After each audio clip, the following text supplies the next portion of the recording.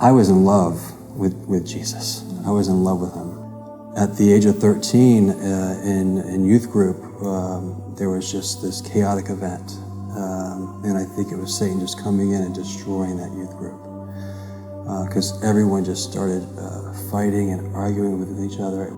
At the age of 13, when all this went down, all this chaos in the youth group, and really I was maybe an outcast of that church. So when I felt that, all I wanted to do was run as far away as I could from what God wanted me to be and to do. And I think at that moment, just Satan came into my life, because I remember it very clearly at the age of 13, starting to have very negative thoughts. I felt I needed at that point to get as far away from anything godly as I could. And those negative thoughts became very sexual. And that went on for years. And it really quickly moved into homosexual thoughts. I was constantly thinking of things in that world. That you would not think someone of my age, at that age, would think of. I had a spirit of death over me too. At the age of 13, 14, 15, I was telling people that I was going to die. My mother and father both knew something was going on because 16, 17, I was starting to watch pornography. And that's when it left the mind and started becoming real. And in any chance I got, I was watching. So you were consumed with it? I was consumed. And of course, with the pornography came the alcohol, came the drugs. So it wasn't until, college that I started acting out. It was coming home one summer from FSU, and that was my first time acting out on my homosexual thoughts. In 2000, this was around 2001, and then I was working for the governor at the time of Florida. Anywhere I went, I would find a hookup, or what you call a hookup. I would just be so involved, going to clubs and parties and being part of that scene. And for 7 years, I lived this life of just total sin. I was at an event, and I was overcome with just fever and flu-like symptoms, unable to breathe, where to the point where I couldn't even function. I had to leave the event. We ended up going to the local Centricare, an urgent care center, and at that point they took an x-ray of my lungs, and they said that I had pneumonia just covering my lungs, and to get to the emergency room. They decided to put me into a room, and this is just where it all started coming to fruition for me.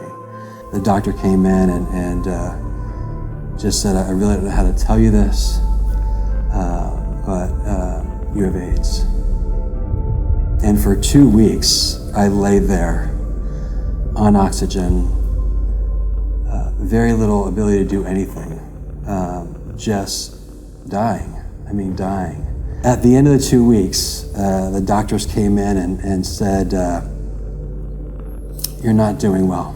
And they said, we're gonna have to take you and induce you into a coma. So when they moved me, I was in ICU. They didn't induce me yet. They were about to intubate me as well. And they handed me a phone, and they said, you need to call your mom and dad. And it absolutely was the most difficult call that I would ever have to make, but probably the most important call that I would ever have to make. By the time they arrived, I was already in a coma. So I was in this coma for almost 4 weeks, just under 4 weeks. During this time, I was feeling darkness, oppression, angst, just all negative feelings the entire time. It was literally Saturday evening. just before Easter Sunday, that the doctors came in and told the entire family that if my hands were ever untied from the bed and I pulled the tubes out of my throat, that I would surely die. And that evening, around 10:30 p.m., the nurse came in and untied my hands. Somehow I just jolted my hands around and got my arm caught under the tubes, and I went shoo, and I pulled everything out of my system. I coded. The ER nurse, or the ICU nurse on call said that I had died. And within seconds, it was almost like I moved into a room of judgment. And I almost just saw scenes of my life. But the only scenes that I was presented with was the scenes of my sexual sin. And after that judgment, I went into total darkness. All I can remember was just these screams and weeping and crying out, I mean, just constant, just cries of help. And I felt just things just poking and prodding and irritating my body. I mean, constant irritation on my body. I mean, jabbing me, kicking me, just constant pressure and push. And I mean, it was just amazingly the worst time of my life. But God had different plans. He had different plans. And when I came out of that coma, it was almost just immediate of how restful and peaceful and restored I felt. I really think it was that point when I was, after rehab, I was at my home. I was just feeling still overwhelmed with shame, and just sort of moved off the bed and onto my knees and just started weeping. Just weeping over all the things that I had been involved in, all the things that I did. And that is where love just took over my life. And coming out of that and just feeling the love of Jesus just come over me and really accept me, even though I did so many things that were so wrong. So I believe it was that point that I just felt His presence so real.